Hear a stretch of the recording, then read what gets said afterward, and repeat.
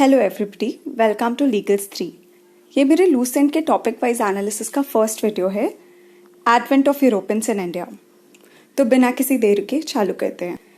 इस टॉपिक से हमारे एग्जाम में ये एक काफ़ी इंपॉर्टेंट क्वेश्चन बनता है कि वो कौन से यूरोपियन पावर थे जो सबसे पहले आए थे और सबसे लास्ट तक इंडिया में रहे थे। तो इसका आंसर पोर्टुगीज़ होगा। और कभी कभी ये भी क्वेश्चन आ जाता है कि आपको अरेंज करना है कि कौन से यूरोपियन पावर कब आए थे out of all the four or five. So first would be Portuguese, second would be Dutch, third is English, fourth is French. और इंग्लिश और फ्रेंच के बीच में थोड़े दिन के लिए बहुत शॉर्ट लिव्ड थे डेनिश। ओके, तो अब पोर्टुगीज के बारे में स्टार्ट करते हैं। जो हमारे फर्स्ट पोर्टुगीज ट्रैवलर इंडिया पहुंचे थे उनका नाम था वास्को ड गामा।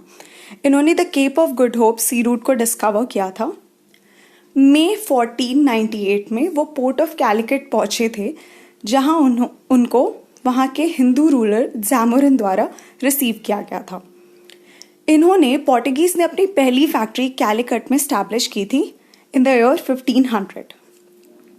ये क्वेश्चन एग्जाम में आ सकता है कि फर्स्ट पोर्टुगीज गवर्नर इंडिया में कौन थे, तो वो थे Francisco de Almeida. Francisco de Almeida को उनके ब्लू वाटर पॉलिसी के कारण जाना जाता है। ब्लू वाटर पॉलिसी अगर कुछ शब्दों में बता दूं तो एक पॉलिसी थी, एक बेसिकली परमिट था, जिससे कि जिनके पास वो परमिट होगा वो ही इंडिया में ट्रेड कर सकते थे। ये बेसिकली अपनी मोनोपोली रखने के लिए, डोमिनेशन रखने के लिए फ्रांसिस्को डे अल्मेडा की ये पॉलिसी थी। हमारे जो नेक्स्ट सेकंड पोर्टुगीज गवर्नर, जिनको हम लोग रियल गवर्नर ऑफ पोर्टुगीज भी कहते हैं, वो थे अल्फांसो डी अल्बुकार्क। इनका टाइम पीरियड था 1509 से 1515। इन्होंने रूलर ऑफ बीजापुर आदिल शाह से गोवा को कैप्चर किया था। पोर्टुगीज का जो अर्ली कैपिटल था वो कोची हुआ करता था, बट 1530 में जबकि पोर्टुगीज के जो गवर्नर थे वो नीनो डा कुन्हा थे, इनका कैपिटल गोवा रिप्लेस हो गया था। नीनो डा कुन्हा ने सैलसेट और बैसन, जो कि अभी के छोटे आइलैंड्स हैं मुंबई के, इसको बहादुर शाह ऑफ गुजरात से कैप्चर किया था। जो किंग ऑफ पोर्टुगल थे, उन्होंने इन द ईयर 1661 बॉम्बे को चार्ल्स टू ऑफ इंग्लैंड को डाउरी के तौर पर दे दिया था, जब चार्ल्स टू ने किंग ऑफ पोर्टुगल की बहन से, जिनका नाम कैथरीन था, उससे शादी किया था। पोर्टुगीज जो है वो स्पाइस ट्रेड पे उनकी मोनोपोली थी, उनका डोमिनेशन था, बट इन द एंड इनके पास सिर्फ गोवा, दामन एंड दियो बच गया था, जो इन्होंने 1961 तक रिटेन किया था। ये बहुत इंपॉर्टेंट पॉइंट है कि ये सबसे पहले इंडिया आए थे यूरोपियन पावर, और सबसे लास्ट इवन आफ्टर ब्रिटिशर्स ये रहे थे टिल 1961। और इनकी जो नेवल सुपीरियॉरिटी है उसको डच ने ख़त्म कर दिया था।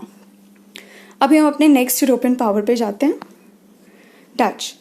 डच ईस्ट इंडिया कंपनी 1602 में फॉर्म हुई थी, जो कि डच पार्लियामेंट के एक चार्टर से फॉर्म हुई थी, जो उनको पावर्स देता था कि वो वॉर्स कर सके, ट्रीटीज बना सके, टेरिटरीज अक्वायर कर सके और फोर्ट्स बना सके। डच ने अपनी फैक्ट्रीज बहुत सारी जगह इंडिया में स्टैब्लिश की थी, जैसे मसूलीपट्टनम, पुलिकट, सूरत, कासिम बाजार, चिनसुरा, पटना, बालासोर, नेगापट्टनम, ये सारी जगहों पे।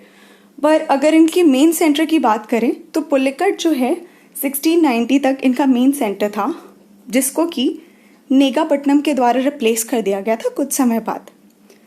इन्होंने जो मोनोपोली या डोमिनेशन था पोर्टुगीज का, इसको रिप्लेस कर दिया था, बट फाइनली ब्रिटिशर्स के द्वारा ये बैटल ऑफ बदेरा, जो 1759 में, जिसको बैटल ऑफ चिनसुरा भी कहते हैं, वो मीर कासिम के साथ डच एक साथ हो गए थे अगेंस्ट ब्रिटिशर्स, जिसमें कि डच फाइनली हार गए और इन्हें जाना पड़ा इंडिया छोड़ के।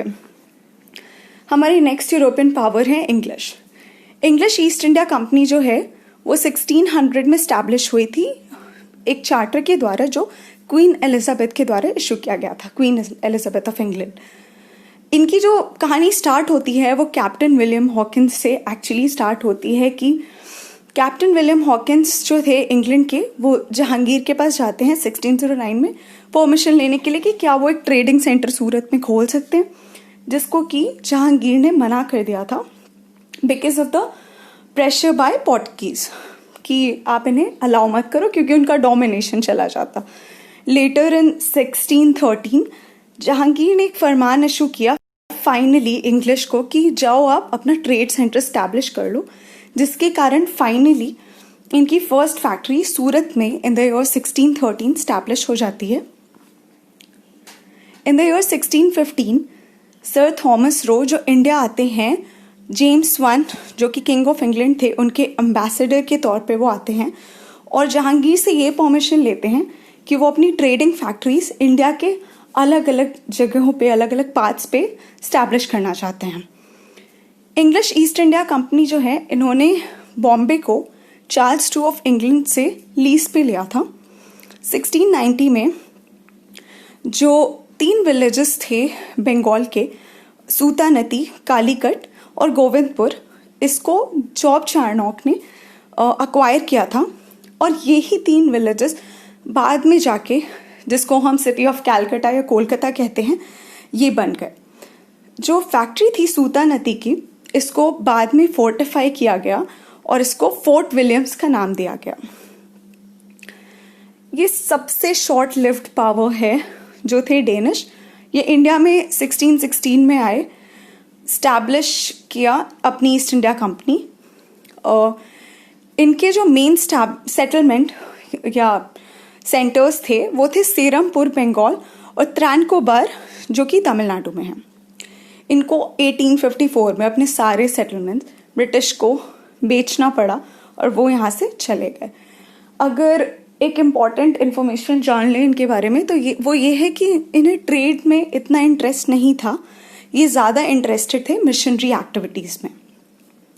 हमारी नेक्स्ट यूरोपियन पावर है फ्रेंच ईस्ट इंडिया कंपनी जो है वो 1664 में फॉर्म हुई थी। इनकी जो फर्स्ट फैक्ट्री है वो सूरत में स्टैब्लिश होती है by Francis Caron in the year 1668 और इनकी जो सेकंड फैक्ट्री है वो स्टैब्लिश होती है मसूलीपट्टनम में इन द ईयर 1669। फ्रांसिस मार्टिन ने पौंडीचेरी को फाउंड करा इन द ईयर 1673 और ये पहले गवर्नर बने पौंडीचेरी के। इसलिए पौंडीचेरी जो है लास्ट तक आप कह सकते हो फ्रेंच का हेडक्वार्टर्स रहे। So I think that's the end of this video. Do press the like button if you like it. Thank you.